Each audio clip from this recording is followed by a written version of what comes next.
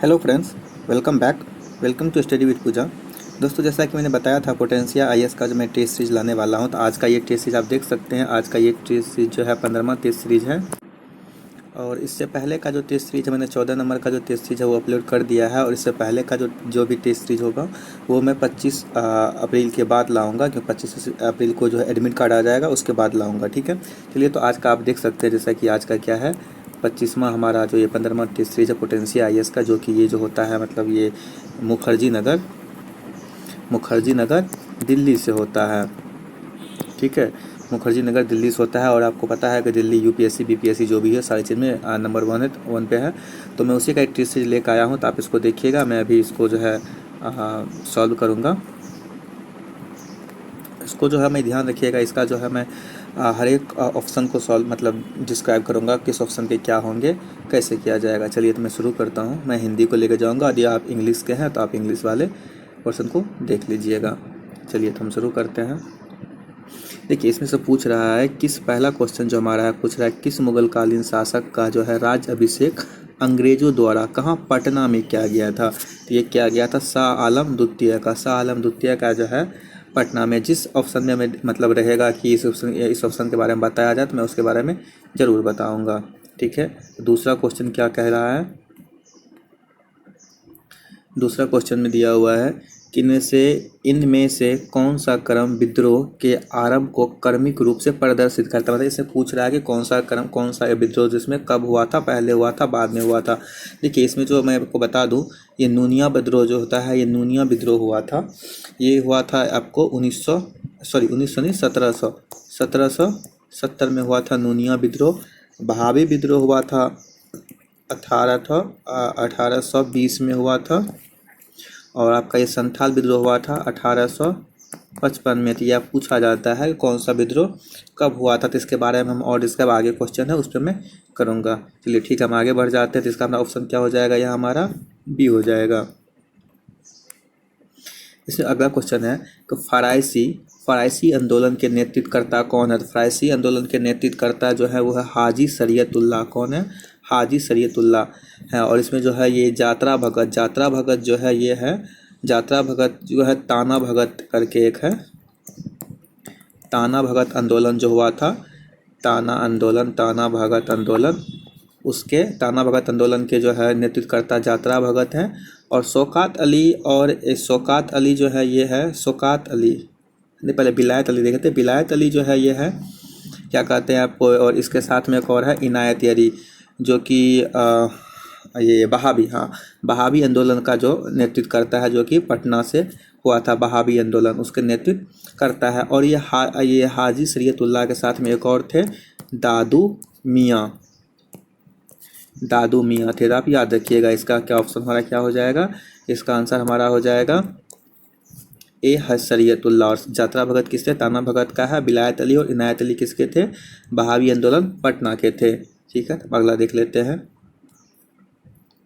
इनमें से कौन सा कारण जनजाति विद्रोह के लिए उत्तरदायी नहीं माना जाता है। तो पूछ रहा जनजाति जो विद्रोह हुआ तो उसमें उत्तरदायी नहीं था। देखिए, तो मैं एक देख लूँ इसके बाद। और यदि आपको इसका पीडीएफ चाहिए तो आप हमारे टेलीग्राम ग्रुप को ज्वाइन कर लीजिएगा। मैं इसका पीडीएफ विथ आंसर मैं वहाँ अपलोड कर दूँगा। ठीक है, तो आप वहाँ से इसका पीडीएफ प्राप्त कर सकते हैं। देखिए, आदिवासी क्षेत्रों में डीकुओं का प्रवेश, ये तो बिल्कुल उनका मतलब जनजाति विद्रोह का जो है कि उत्तरदायी था। पूछ रहा है सबसे इम्पोर्टेंट क्वेश्चन है, क्या हो जाता है कि बहुत लोग हम कंफ्यूज कर जाते हैं कि मतलब कि हाँ या नहीं से पूछ क्या रहा है। ज़्यादा क्वेश्चन में असत्य और नहीं पूछा जाता है, ये बिल्कुल भी था।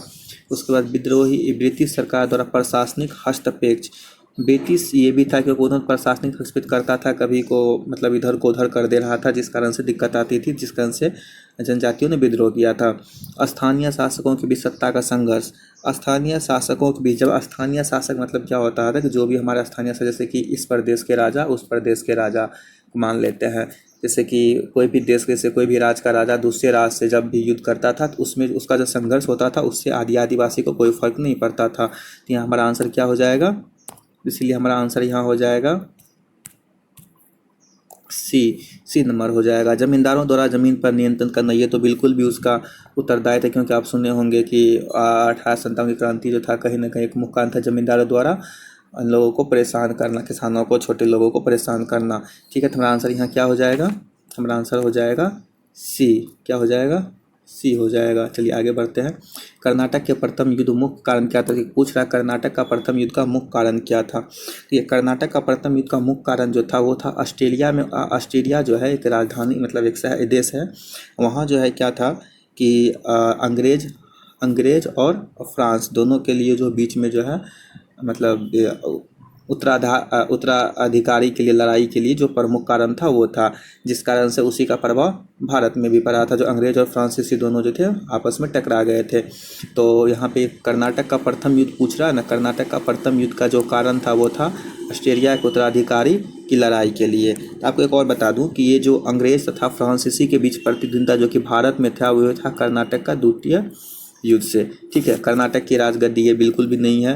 भारत में कंपनी के विस्तार को लेकर ये तो बिल्कुल भी नहीं था, क्योंकि प्रथम युद्ध के बारे में पूछा जा रहा था। आपको एक बात और बता दूं कि प्रथम युद्ध का जो ये जो ऑस्ट्रेलिया में उत्तराधिकारी के लिए जो कर्नाटक का जो प्रथम युद्ध का जो संधि हुआ था वो हुआ था एला सापा की संधि। एला सापा की संधि के द्वारा जो इसको इस युद्ध को रोका गया था। और द्वितीय युद्ध जो हुआ था वो हुआ था पांडिचेरी, जो क्योंकि ये तो भारत से शुरू हुआ था, अंग्रेज तथा फ्रांसीसियों के बीच जो आपस में टकराया था, तो ये तो भारत के बीच हुआ था, तो इसलिए भारत में पांडिचेरी है। तो कर्नाटक का जो द्वितीय युद्ध का जो मतलब रुका था, तो उसका वो किस का युद्ध किस संधि का, तो आपको याद रखना है, पूछा जाता है कि पांडिचेरी की संधि किस युद्ध के उपरांत हुआ था। तो याद रखिएगा कर्नाटक का द्वितीय युद्ध के कारण जो हुआ था पांडिचेरी की संधि हुआ था। आगे देख लेते हैं। इनमें से किस नेतृत्वकर्ता ने विद्रोह को ठाकुर बाबा का आदेश? देखिए ठाकुर बाबा का आदेश जो ये हुआ था किसके? संथाल विद्रोह के कारण हुआ था। ठाकुर बाबा का आदेश बताया गया था। तो इसके जो संथाल विद्रोह के जो नेतृत्वकर्ता थे वे थे सिंधु कान्हू। कौन थे? सिंधु कान्हू थे। जैसे ऊपर मैंने बताया था, ये कब हुआ था? 1855 में हुआ था। ठीक है, कब हुआ था? 1855 में हुआ था। तो इसी को बोला गया था। आपको पता होगा बिरसा मुंडा जो है, बिरसा मुंडा जो मुंडा विद्रोह के नेतृत्व करता थे। और ये कब किया गया था? तो ये किया गया था 1899 में।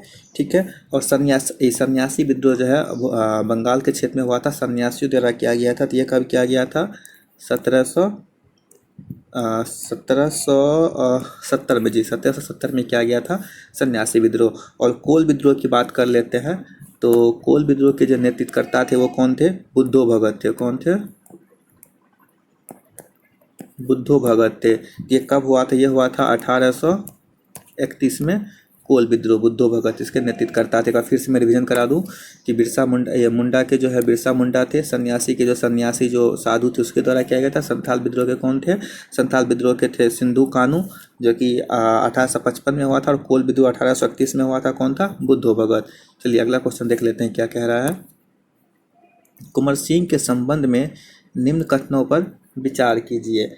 विचार करते हुए सत्य कथन को चुनने के लिए कह रहा है। हम देख लेते हैं वीर कुंवर सिंह के बारे में जो सत्य कथन क्या है देख लेते हैं। जैसे 3 हाँ दिया हुआ है, इससे 3 में से कोई एक सही होगा, या फिर हो सकता है तीनों भी सही हो, जरूरी नहीं है। देखते इनमें से जगदीशपुर के सत्रागार स्थापित का बिल्कुल सही है। उन्होंने जगदीशपुर में सत्रागार स्थापित किया था। इन्होंने नाना साहब के साथ मिलकर कानपुर में अंग्रेजों को लड़ा था। जी बिल्कुल, नाना साहब के साथ मिला था। और इन्होंने बलिया के टेलर को पराजित नहीं किया था, बल्कि बलिया के टेलर से आमने सामने हुआ था। ठीक है, यहाँ हमारा ऑप्शन क्या हो जाएगा? 1 और 2, डी ऑप्शन हो जाएगा। क्या हो जाएगा हमारा? ये हमारा डी हो जाएगा, 1 और 2। ठीक है, तो इनमें क्या हो जाएगा? जगदीशपुर में सत्याग्रह और नाना साहब के साथ मिलके। चलिए अगला देख लेते हैं। अगला कह रहा किस वर्ष डच व्यापारियों ने पटना में फैक्ट्री की स्थापना किया था? तो पटना में जो फैक्ट्री लगाया था वो लगाया था 1632 में। ठीक है, पटना में कब लगाया था? 1632 में, क्योंकि ये बिहार जो है 1620 में ये बिहार आया ही था। कब? 1620 में बिहार ही आया था। तो ये हो जाएगा कब? 1632। ठीक है, अगला देख लेते हैं। अंग्रेज व्यापारी पीटर मुंडी किस मुगल शासन के दौरान पटना आया था? अंग्रेज व्यापारी पीटर मुंडी जो वो कब आया था? शाहजहां के समय आया था। कब आया था? शाहजहां के समय पटना आया था। इसमें कोई ऑप्शन है नहीं, शाहजहां के समय पटना आया था। अगला क्वेश्चन देख लेते हैं। इनमें से किस शासक के नेतृत्व इसमें इनमें से किस शासक ने स्वतंत्रता के वृक्ष को लगाया था? देखिए, स्वतंत्रता का वृक्ष जो लगाया तो लगाया था, किसने लगाया था? ये टीपू सुल्तान ने लगाया था। टीपू सुल्तान ही ये कैसे थे? टीपू सुल्तान ही थे, हाँ, टीपू सुल्तान ने लगाया था। ठीक है, उसके बाद देख लेते हैं किस गवर्नर जनरल ने द्वैध व्यवस्था को समाप्त किया था? देखिए, द्वैध व्यवस्था जो भारत में मतलब बंगाल के क्षेत्र में जो चलाया गया था, वो लाने वाला कौन था? वो लाने वाला था रॉबर्ट क्लाइव था। रॉबर्ट क्लाइव ने भारत में, खास करके बंगाल में, भारत के क्षेत्र में जो है इसको रॉबर्ट क्लाइव को द्वैध शासन के जनक के रूप में जाना जाता है। लेकिन पूछ रहा है कि ख़त्म किसने किया था? तो ख़त्म किया था वारेन हेस्टिंग ने। आपको बता दें, वारेन हेस्टिंग के समय ही जो है पिट्स इंडिया एक्ट भारत आया था। पिट्स इंडिया एक्ट लागू हुआ था। उसके बाद हम दूसरी की बात कर लेते हैं, रॉबर्ट क्लाइव बता बंगाल में इन्होंने शुरू किया था द्वैध शासन। और कार्नवालिस को जो है ये ऐसा बोला जाता है कि ये नागरिक मतलब यूपीएससी सिविल सर्विसेज के जनक माना जाता है कार्नवालिस को। और लॉर्ड डलहेजी जो है, इन्होंने बंगाल में फोर्ट विलियम कॉलेज की स्थापना किया था। कहाँ पे? बंगाल में। ये हमारा आंसर क्या हो जाएगा? हमारा आंसर आ जाएगा यहाँ पे क्या वारेन हेस्टिंग ने ख़त्म किया था। चलिए अगला देख लेते हैं। बिहार में सोरों का प्रमुख उत्पादक क्षेत्र। देखिए, बिहार में सोरों का जो प्रमुख उत्पादक क्षेत्र है वो क्या है? आप इसको ऐसे याद रखिएगा, HTSP। इसका हम आपको बता रहे हैं, एस से हो जाएगा क्या? एस से हमारा हो जाएगा, देखिए इसमें एक चीज़ और है कि पहले ये बता दूं कि ये कि मतलब ये जो है किस जनजाति से, आपने पीछे बताया था कि नूनिया विद्रोह जो हुआ था, कब हुआ था? 1770 में हुआ था नूनिया विद्रोह। सोरा जो है वे नूनिया विद्रोह से ही संबंधित है। ठीक है, किससे है संबंधित? नूनिया विद्रोह से संबंधित है। तो अब आपको हम बताते हैं ये एच का। एच मतलब क्या हो जाता है हमारा? हाजीपुर हो जाता है, हाजीपुर। टी मतलब क्या हो जाता है? तिरहुत। एस मतलब क्या हो जाता है? सारण। पी मतलब पूर्णिया। यहाँ पूछ रहा है कि बिहार में सोरों का प्रमुख उत्पादक क्षेत्र हाजीपुर, तिरहुत, सारण, पूर्णिया। ठीक है, तो यहाँ पर हमारा क्या आंसर क्या हो जाएगा? तिरहुत, पूर्णिया, सारण। तो केवल 1 2 4 क्या हो जाएगा? 1 2 4 1 2 4 पटना नहीं होगा, याद रखिएगा। तो हमारा बी आंसर यहाँ सही हो जाएगा। अगला देख लेते हैं। यहाँ पूछा लोटा विद्रोह का संबंध बिहार के किस स्थल से है? ठीक है, लोटा विद्रोह का संबंध जो है बिहार के मुजफ्फरपुर से है।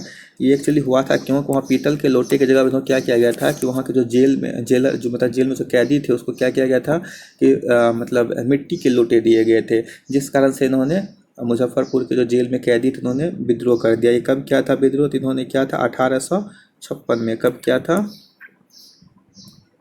1856। हाँ, 1856 में किया था। कब क्या था? 1856 में किया था। ठीक है, याद रखिएगा। थोड़ा आंसर क्या हो जाएगा? मुजफ्फरपुर। अगला देखते हैं। गुप्त शासक के संबंध में निम्न कथनों पर विचार करते हुए, देखिए ये बहुत महत्वपूर्ण होता है। और असत्य कथन चुने, अर्थात असत्य कथन देखते हैं क्या हो जाता है।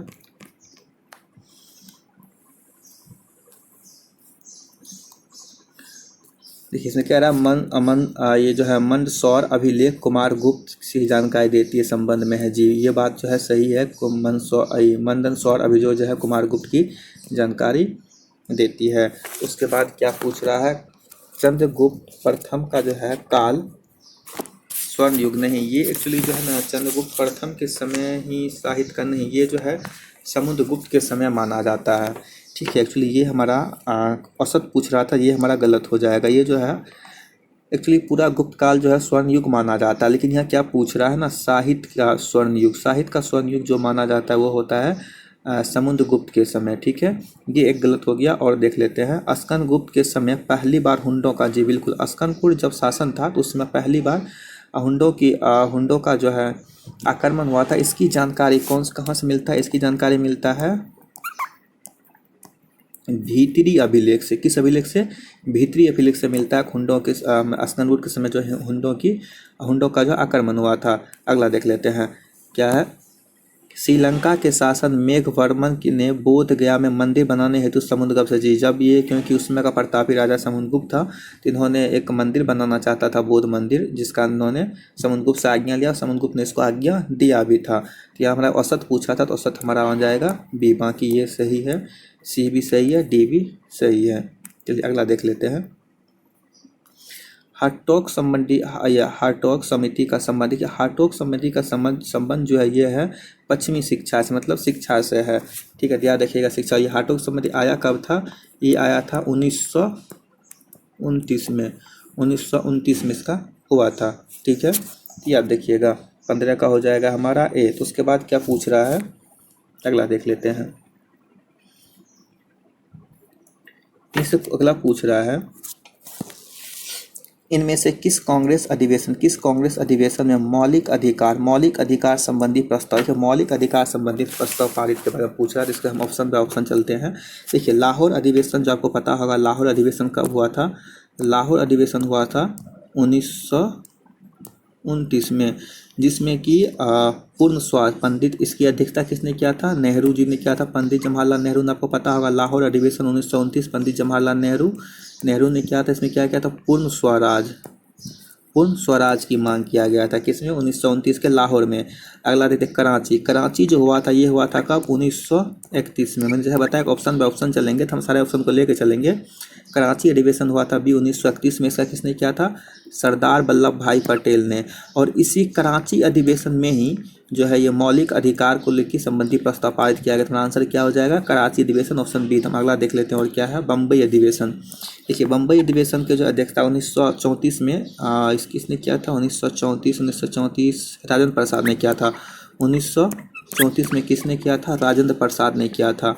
ठीक है, और उसके बाद एक अधिवेशन बच जाता है हमारा त्रिपुरी अधिवेशन। देखिए त्रिपुरी अधिवेशन जो है वो हुआ था 1939 में, 1939 में हुआ था त्रिपुरी अधिवेशन। ठीक है, और इसमें सुभाष चंद्र बोस और गांधी जी चाहते थे, पट्टमी सीतारामैया जो कि कांग्रेस के इतिहासकार माने जाते हैं, कांग्रेस के इतिहासकार पट्टमी सीतारामैया माने जाते हैं, उसको गांधी जी बनाना चाहते थे। लेकिन सुभाष चंद्र बोस भी उसमें चुनाव में थे, जिसमें सुभाष चंद्र बोस जीत गए थे। तो इसका सुभाष चंद्र बोस ने पहले किया था। उसके बाद गांधी जी ने इससे मनमुटाव होने के कारण सुभाष चंद्र बोस ने इस्तीफा दे दिया, जिस कारण से इसकी अध्यक्षता किसने किया? राजेंद्र प्रसाद ने। फिर से त्रिपुरी का किसने किया? राजेंद्र प्रसाद ने किया था। याद हो गया होगा, आई होप। चलिए आगे देखते हैं। इंडियन अनरेस्ट की रचना किसने की थी? देखिए इंडियन अनरेस्ट की रचना जो है वो किया था अरविंद घोष ने। और अरविंद घोष के साथ में एक और थे, नहीं अरविंद घोष नहीं थे, माफ़ कीजिएगा, अरविंद घोष नहीं थे। ये इसका होगा इंडियन अनरेस्ट की रचना किसने की? इंडियन अनरेस्ट एक बार पहले बाकी ऑप्शन देख लेते हैं। देखिए अरविंद घोष ने क्या था? The life divine, DEVIN, divine, the life divine Aurobindo Ghosh ने किया था। और सुभाष चंद्र बोस ने भी क्या था? The Indian struggle. Subhash Chandra Bose ने क्या किया था? The Indian struggle. ठीक है, सुभाष चंद्र बोस ने किया था। और बाल गंगाधर तिलक के जो है, बाल गंगाधर तिलक के क्या है? 3 है। एक है गीता रहस्य, और भी है लेकिन मैं अभी कुछ इंपॉर्टेंट बता रहा हूँ। और एक है केसरी, जो कि मराठी भाषा में था केसरी, और एक थे मराठा। पता है बाल गंगाधर मराठा थे। और बाल गंगाधर तिलक ने ही शिवाजी त्योहार और गणेश उत्सव चालू करने वाले कौन थे? बाल गंगाधर तिलक और शिवाजी त्योहार, जिसमें कि युवाओं को तलवार सिखाया जाता था। और गणेश जो वहाँ पे धूमधाम से गणेश का जो मतलब वो क्या कहते हैं, गणपति बप्पा मोरिया गणेश का जो पूजा होता है, उन्होंने किसने चालू किया था? बाल गंगाधर तिलक ने ही किया था। ठीक है, हमारा आंसर क्या हो जाएगा? वेलेंटाइन सिरॉल की जो पुस्तक है, रचना है, वो क्या है? इंडियन अनरेस्ट है। चलिए आगे देख लेते हैं। निम्न में से असत्य मिलान चुने। देखिए निम्न में से असत्य मिलान चुने, इसमें दे दिया वायसराय दे दिया गया इधर हमारा, और इधर उसके बाद काज दे दिया गया, जिसको हम देखेंगे 1 बाय 1 करके देखेंगे। तो हम देखते हैं। देखिए सबसे पहले तो हम देखेंगे लिथिनगो। लिथिनगो अगस्त प्रस्ताव नहीं, लिथिनको अगस्त प्रस्ताव, 1 मिनट, हाँ सही है, लिथिनको के समय ही जो है अगस्त प्रस्ताव आया था। और प्लस इसके समय और एक चीज़ और आया था, भारत छोड़ो आंदोलन भी आया था। क्या? भारत छोड़ो आंदोलन 1942 में, 1942 में लिथिनको के समय आया था। और लिथिनको के समय ही जो है क्या हुआ था, क्रिप्स, क्या हुआ था, क्रिप्स मिशन भारत आया था लिथिनको के समय। अभी ये इससे क्या पूछा, औसत मिलान, ध्यान दीजिएगा, औसत मिलान पूछ रहा था, ये तो सही हो गया। इरविन के समय जो है इन्होंने इरविन के समय इन्होंने दीपावली घोषणा भी किया गया था। और इरविन के समय ही जो है असहयोग आंदोलन, क्या, असहयोग आंदोलन चालू हुआ था। 1900 कब हुआ था असहयोग आंदोलन, चलिए मुझे याद नहीं आ रहा है, असहयोग आंदोलन। और इसी के समय, चलिए इसको हम देख लेंगे बाद में, असहयोग आंदोलन। और इरविन के समय एक चीज़ और हुआ था, शिमला समझौता। क्या हुआ था? शिमला समझौता 1945 में, 1945 में शिमला समझौता हुआ था इरविन के समय ही। चलिए अगला देखते हैं, अगला क्या कह रहा है कि बिलिंगटन के समय पूना समझौता, जी बिलिंगटन के समय ही जो है क्या हुआ था, तृतीय गोलमेज सम्मेलन हुआ था। ये द्वितीय गोलमेज सम्मेलन में इरविन था। और इरविन के समय जो साइमन कमीशन आया था। और इरविन के समय ही डांडी मार्च भी हुआ था। क्या हुआ था? डांडी मार्च भी चला था इरविन के समय, साइमन कमीशन और डांडी मार्च चला था। साइमन कमीशन भारत आया था। उसका वेलिंगटन में थर्ड क्या कहते हैं, गोलमेज सम्मेलन हुआ था। और इसी के समय जो है पूना समझौता भी हुआ था, जो कि जिसे दिल्ली पैक्ट के नाम से भी जाना जाता है। पूना समझौता किसके किसके बीच हुआ था? तो ये हुआ था भीमराव अंबेडकर और गांधी जी के बीच में हुआ था। जैसे कि एनी बेसेंट ने क्या बोला, दो महात्माओं के बीच का बैठक बोला था। ठीक है, तो इसी में असहयोग आंदोलन, आपको पूना पैक्ट में असहयोग आंदोलन, ये सॉरी अधिनियम 1935 लाया गया था इसी के समय, वेलिंगटन के समय ही। इसके माउंटबेटन, देखिए माउंटबेटन के समय जो है, एक्चुअली ये माउंटबेटन के समय प्रत्यक्ष कार्यवाही नहीं हुआ था। किसके समय हुआ था मैं क्लियर करता हूँ। देखिए माउंटबेटन के समय प्रत्यक्ष कार्रवाई नहीं हुआ था, ये हुआ था प्रत्यक्ष कार्रवाई 1946 में, 1946 में। तो ये हुआ था किसके समय? बेवेल के समय। किसके समय? लॉर्ड बेवेल थे, उसके समय हुआ था।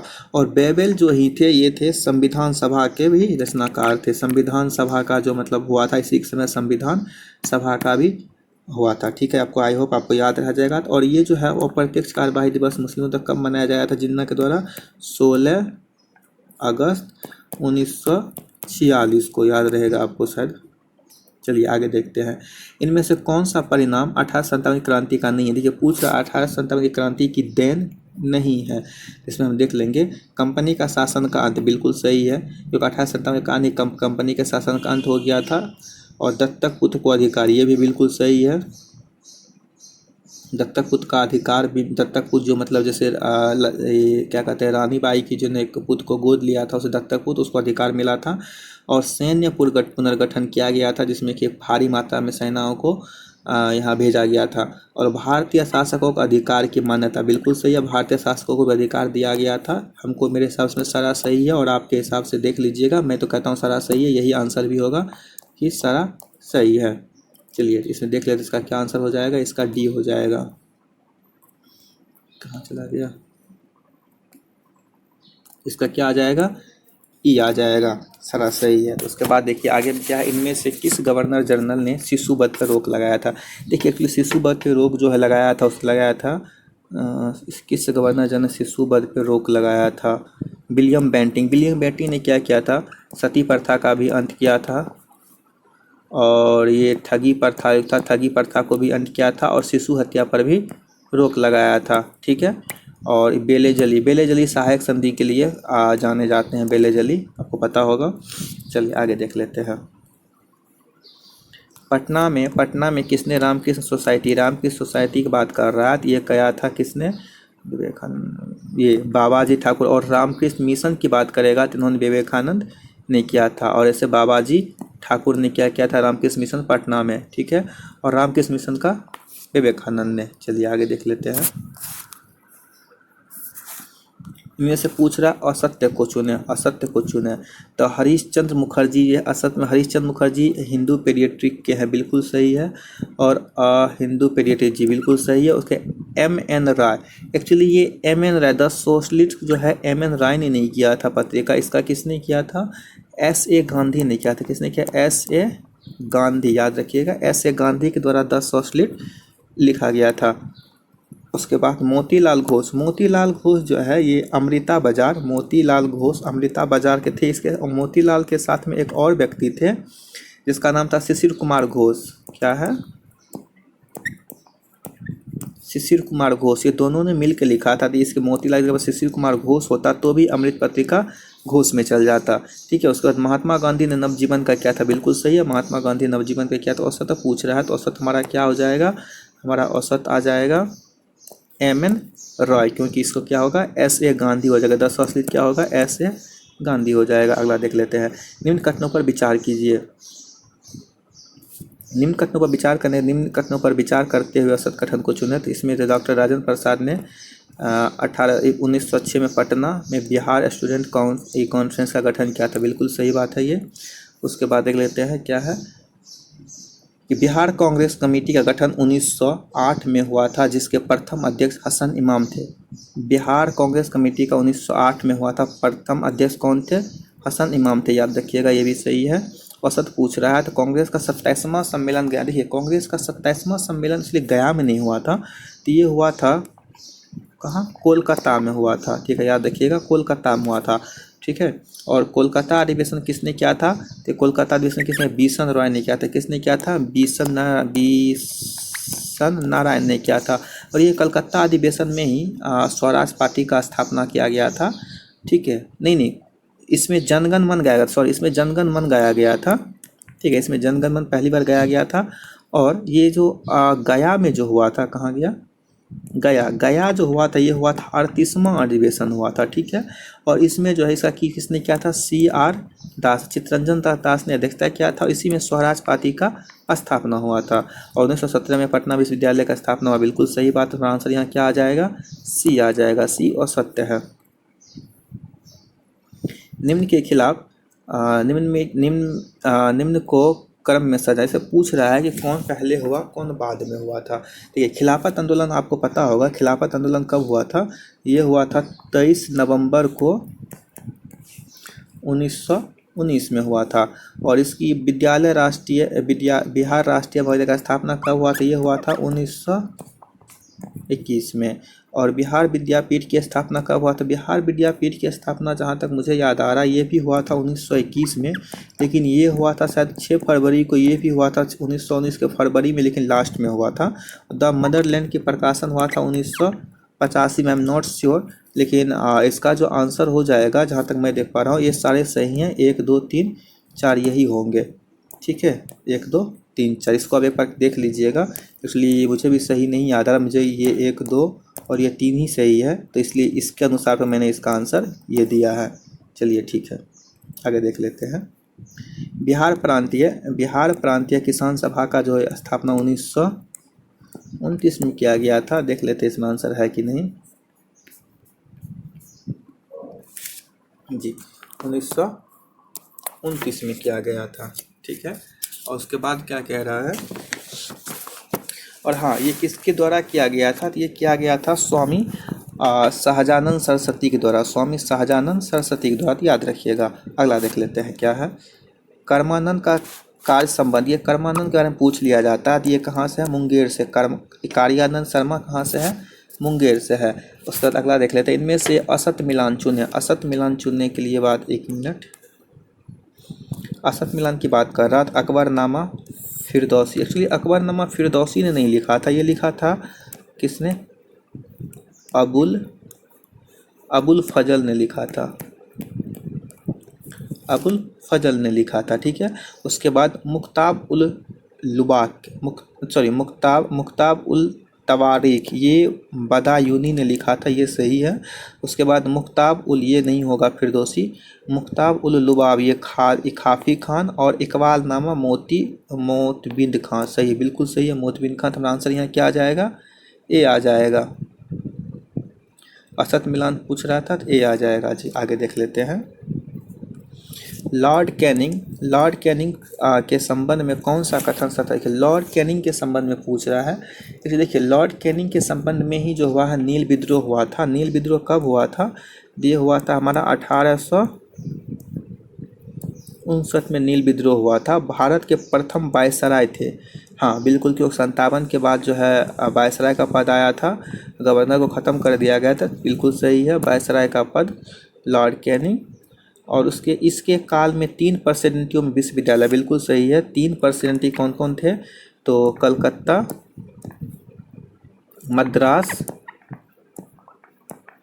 मद्रास और एक था बम्बई। कलकत्ता, मद्रास, बम्बई में 3 प्रेसिडेंटी में विश्वविद्यालय का स्थापना किया गया था। और इसी ने आईपीसी सीआरपीसी दंड विधि पारित किया था। इसमें क्या हो जाएगा? कथन में कौन सा असत्य है? इसमें क्या हो जाएगा? एक भी नहीं। क्या होगा? इनमें से एक भी नहीं, ई आंसर हो जाएगा। अगला पूछ रहा है कि इनमें से किस शासक ने इलाही संबंध की जगह हिजरी संबंध को शुरू किया? देखिए, इलाही संबंध को शुरू करने वाला जो है वो कौन था? इलाही संबंध को शुरू किया था अकबर ने। किसने किया था? अकबर इसमें नहीं है। इलाही संबंध को शुरू किया था अकबर ने। कब किया था? ये क्या था? 1553 में किया था। ठीक है, 1553 में किया था। उसको समाप्त किसने किया था? तो समाप्तकर्ता कौन थे? तो शाहजहां थे। ठीक है, याद रखिएगा। इनमें से पूछ रहा है कि सत्य को चुने। एक मिनट, सत्य मिलान या सत्य को चुने। पोजल जो है, ये पोजल अनुपजाऊ भूमि को बोला जाता है। पोजल बिल्कुल सही है। और चाचर निम्न श्रेणी की भूमि है। चाचर जो मतलब सबसे जहाँ उत्पन्न कम होता है वो निम्न श्रेणी की भूमि। प्रति, जहाँ प्रति एक्चुअली ये होता है क्या? प्रति 3 वर्ष से 4 वर्ष मतलब खाली जगह को जो है मतलब ये नहीं, ये एक्चुअली हाँ, ये कुछ जरूरी नहीं है 3 वर्ष, ये कुछ वर्षों के लिए बोला जाता है, उसको प्रति बोला जाता है। और ये निम्न भूमि जो होता है, ये चाचर निम्न भूमि नहीं होता है। एक्चुअली ये होता क्या है कि 3 से 4 वर्ष मतलब खाली रहने पे तब उपज देता है, इसका से चाचर बोला जाता है। तो इसका जिससे निम्न भूमि भी बोला जाता है, निम्न श्रेणी की भूमि। और बांजर में कभी खेती नहीं होती है। ठीक है, एक्चुअली बांजर में कभी खेती नहीं होती है। एक्चुअली बांजर में कभी खेती नहीं होती है। बांजर में सत्य मिलान चुने। बांजर में कभी खेती नहीं होती है जी। बांजर में कभी, एक मिनट जी, तुम्हारा आंसर यहाँ क्या आ जाएगा? डी आ जाएगा। चलिए अगला देख लेते हैं। इनमें से किसने किसानों के साथ कबूलियत तथा पट्टा, देखिए शेरशाह सूरी ने ग्रैंड टैंक रोड ही बनवाया था और कबूलियत के पट्टा की प्रथा शुरू किया था, शेरशाह सूरी ने ही किया था। ठीक है, चलिए, और इन्होंने ही शेरशाह सूरी ने ही रुपया दाम, असरफी रुपया दाम भी चालू किया था। चलिए अगला देख लेते हैं।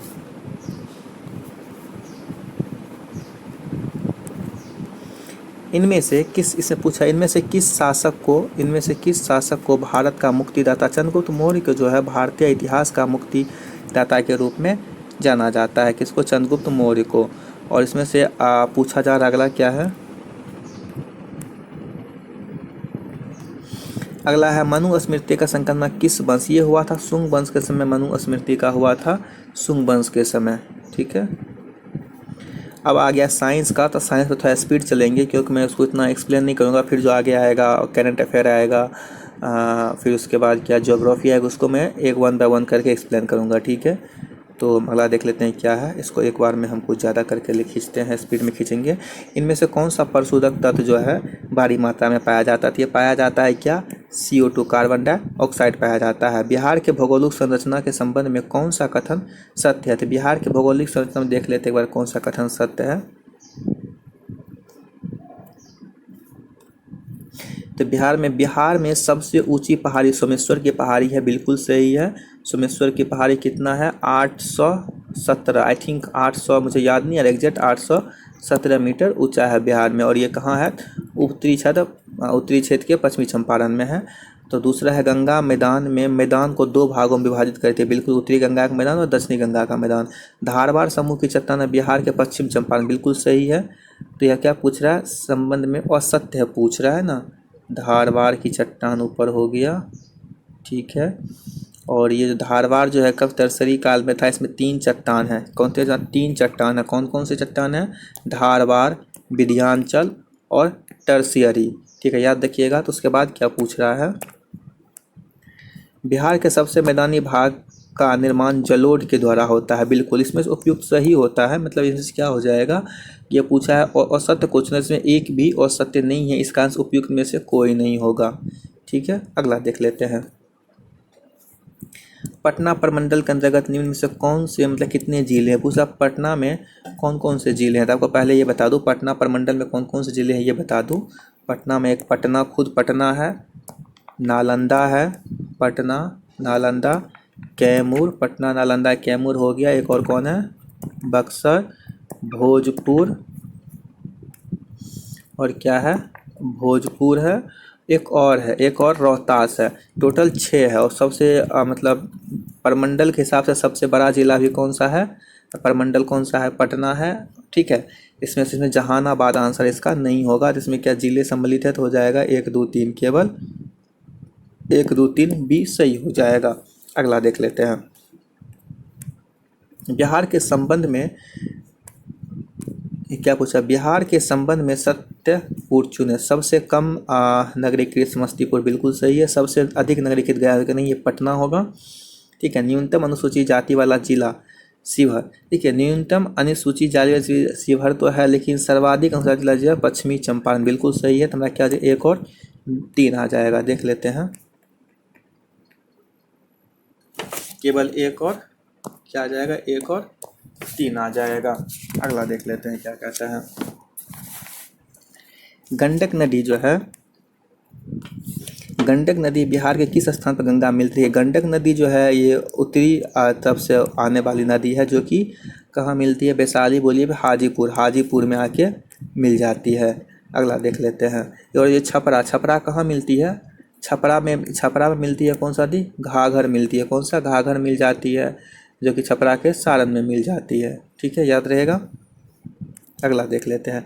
बिहार के किस क्षेत्र में लाल बलुई मिट्टी का विस्तार है? एक्चुअली बिहार के किस क्षेत्र में पूछ रहा है, तो बिहार का ये हमारा क्या आ जाएगा कि बिहार के किस क्षेत्र में लाल बलुई मिट्टी है? इसमें से आ जाएगा उपयुक्त में से एक, उपयुक्त में से एक से ज़्यादा।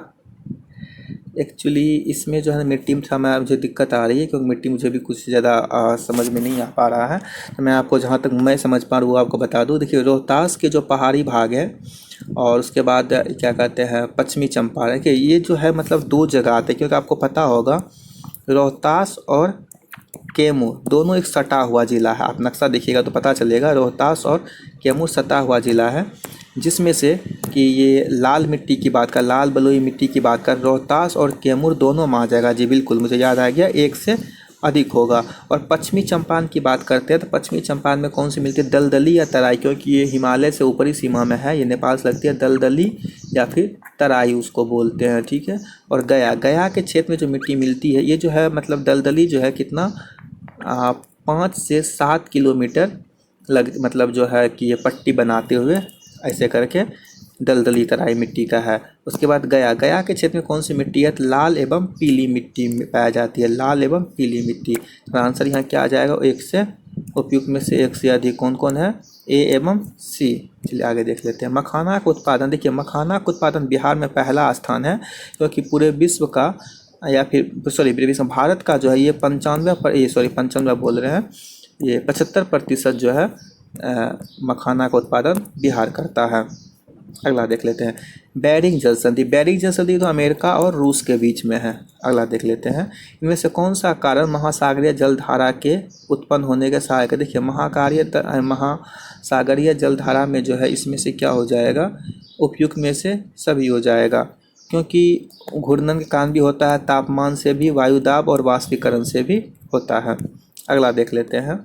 इनमें से किस मिट्टी को रेंगून मिट्टी भी बोला जाता है? किस मिट्टी को रेंगून मिट्टी भी बोला जाता है? देखिए रेंगून मिट्टी जो एक्चुअली बोला जाता है काली मिट्टी को। जलोढ़ मिट्टी जहाँ बाढ़ वाले क्षेत्र में हरा जाता है उसको बाढ़ वाले क्षेत्र को जलोढ़ मिट्टी बोला जाता है। अगला देख लेते हैं। अगला कौन सा है? चीन की सीमा से लगने वाला सटा हुआ, मतलब कौन सा राज्य? चीन की सीमा जो है लद्दाख, अरुणाचल प्रदेश, उत्तराखंड और सिक्किम। देखिए इस चार के चारों जो है मतलब लगते हैं, इसलिए हमारा आंसर क्या आ जाएगा यहाँ, एक से अधिक। 1 2 3 4 सारे के चारों लगते हैं। अगला देख लेते हैं।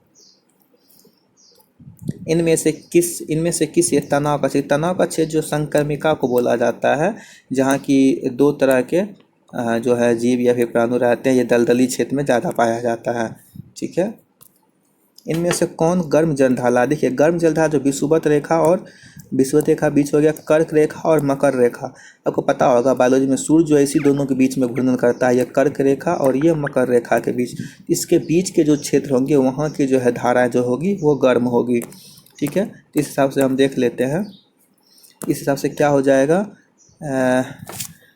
अलास्का ब्राज़ील गल्फ स्ट्रीम जी, इसमें से क्या होगा, 1 2 3 4 सभी जो है गर्म धारा के रूप में ही पाए जाते हैं। ठीक है। उसके बाद देख लेते हैं।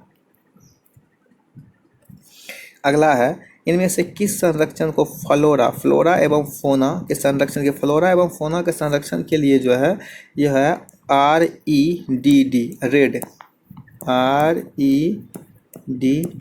रेड को चुना गया। इसमें से और बता दूं कि एक मिनट, इससे आपको और बता दूं कि CAWT को जो है जीव जंतु के तस्करी पर रोक के लिए बनाया गया है, और CITES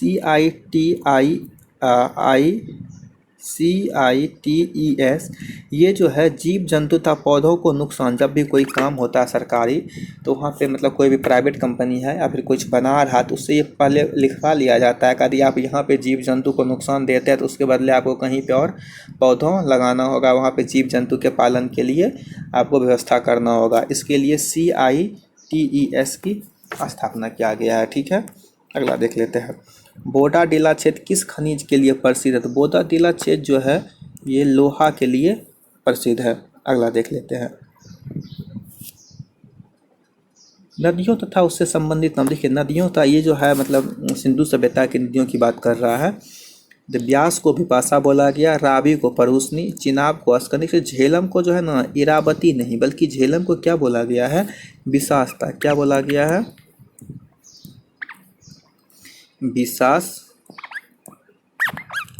विशास्ता बोला गया है झेलम को, याद रखिएगा।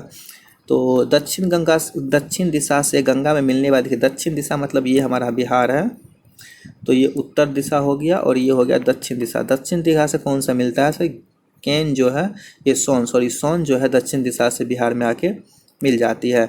अगला देख लेते हैं।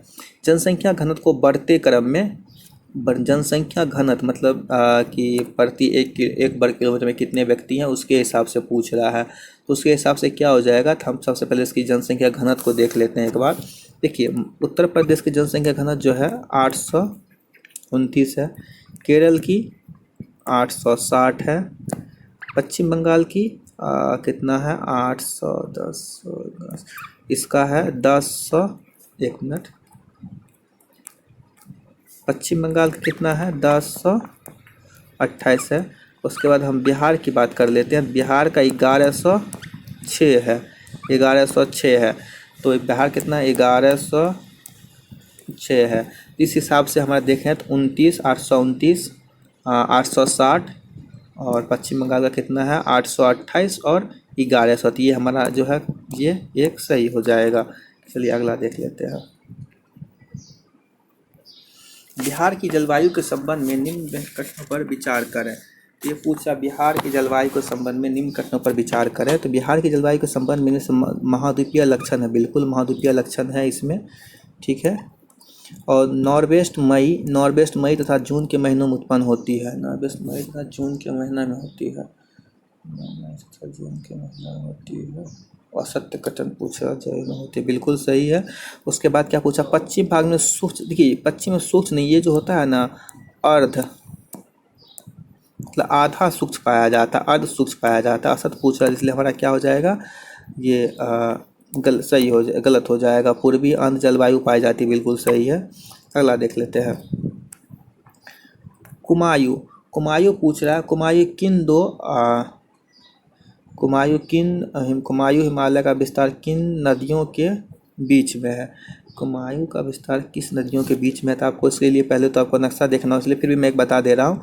देखिए ये जो है एक क्या कहते हैं, नेपाल से लगता हुआ भारत का बॉर्डर है, जो कि यहाँ आप चलाते हैं। देखिए मैं आपको बता दूं कि यहाँ पे क्या है, सतलज, सिंधु। हाँ यहाँ पे सिंधु है, और ये हो गया सतलज, सिंधु सतलज, ये हो गया काली नदी, ये क्या हो गया, तीस्ता नदी, तीस्ता नदी हो गया। ठीक है, इस हिसाब से देखते हैं, सिंधु सतलज काली तीस्ता नदी। तो आपको अब देखना है कि सबसे पहले क्या आ जाता है, पंजाब आ जाता है। उसके बाद क्या आ जाता है, पंजाब कौन सा आता है, एक्चुअली मुझे याद नहीं आ रहा है सही से। चलिए मैं आपको यहाँ ऑप्शन बता देता हूँ, मैं सो याद मुझे भी नहीं आ रहा है। तो ये जो एक्चुअली हो जाएगा, क्या हो जाएगा, सतलज और काली के बीच में जो है कुमायूं हिमालय पाया जाता है। सतलज और काली के बीच में ये कुमायूं हिमालय पाया जाता है। ठीक है, इधर आ जाएगा तीस्ता, उसके बाद आ जाएगा, ये आ जाएगा ब्रह्मपुत्र। सिंधु सतलज काली तीस्ता ब्रह्मपुत्र, ब्रह्मपुत्र।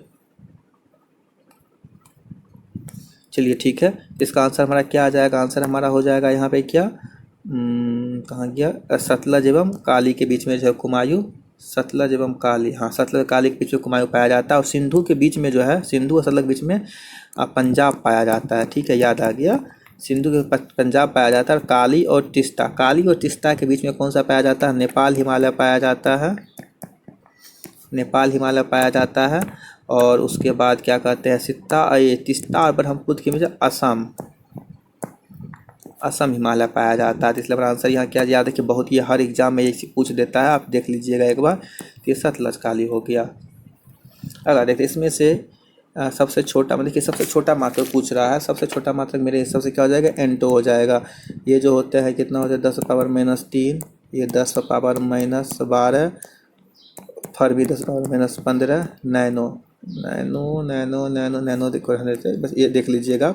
ये हमारा आंसर क्या हो जाएगा, डी आ जाएगा। इनमें से कौन सा मिलान असत्य है, कौन सा मिलान असत्य है, तो एक्चुअली एनीमोमीटर का जो काम होता है वो क्या होता है, हवा को नापने के लिए होता है। ये हो जाएगा। तो एक समान वेग से चल रही गाड़ी, एक व्यक्ति प्लेटफॉर्म पर एक गेंद गिरता है, तब ये क्या दिखेगा, पैराबोलिक दिखेगा। ठीक है, इनमें से कौन सी तरंग विद्युत चुंबकीय तरंग नहीं है, देखिए कॉस्मिक तरंग जो होती है विद्युत चुंबकीय तरंग नहीं होती है, कॉस्मिक तरंग। ठीक है,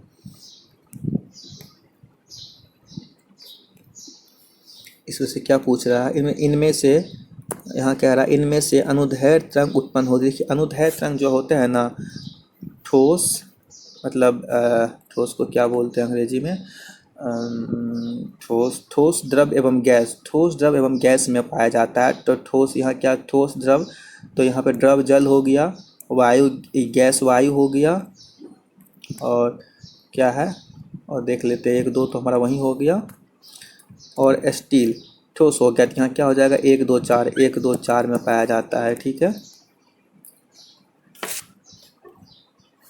अनुदैर्ध्य तरंग की पूछ रहा है ना जी, अनुदैर्ध्य तरंग पूछ रहा है जी, बिल्कुल सही है। उसका यदि किसी वस्तु का तापमान 90 डिग्री, तो ये हो जाएगा 36.66 डिग्री सी। गुप्त सूक्ष्म का मात्रक क्या होता है, जूल किलोमीटर होता है, क्या होता है, जूल किलोमीटर हो जाएगा गुप्त सूचना का। अगला देख लेते हैं, इनमें से कौन सी घटना वाष्पीकरण का उदाहरण, देखिए वाष्पीकरण का उदाहरण जो होता है एक्चुअली वर्षा का होना नहीं है, क्योंकि वर्षा वाष्पीकरण तो तब होता है, इसके लिए बहुत चाहिए, आर्द्रता चाहिए होता है, संघनन चाहिए होता है, संवहन चाहिए होता है, तब जाके वर्षा होती है। वर्षा वही होता है जो नीचे से वाष्प बन के ऊपर बादल के रूप में बनते हैं, वही होता है। तो शरीर का सूखना, ये सब जो क्या है, वाष्पीकरण का ही है, तो ये वर्षा नहीं होगा।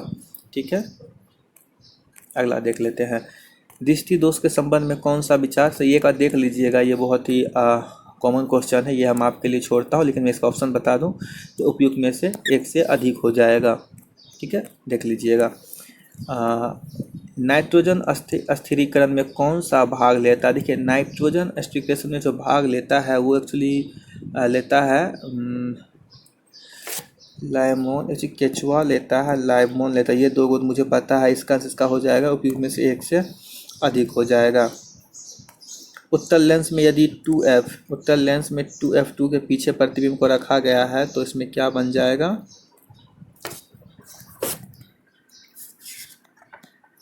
इसमें बन जाएगा हमारा F2 और कहाँ गया F2 ये F2 और 2F2 के बीच में बन जाएगा।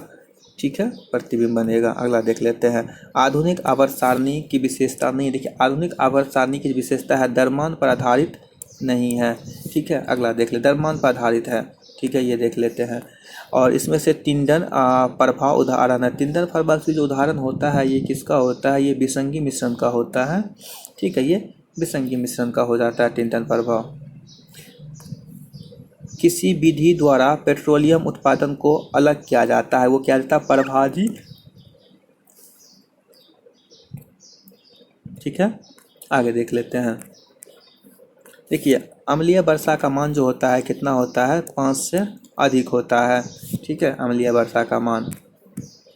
धोबन सोडा का रासायनिक सूत्र, धोबन सोडा का जो रासायनिक सूत्र होता है N2CO3 होता है, N2CO3 होता है। ये क्या होता है, सोडियम बाइकार्बोनेट होता है। ठीक है, अगला देख लेते हैं। इनमें से किस धातु का गलनांक सबसे कम है, किस धातु का गलनांक सबसे, तो किसका है, बेरियम। बेरियम का गलनांक जो होता है, बेरियम नहीं बेरियम नहीं होगा एक्चुअली, ये गैलियम, सॉरी माफ़ कीजिएगा, ये गैलीलियम, गैलियम का गलनांक जो होता है सबसे कम होता है।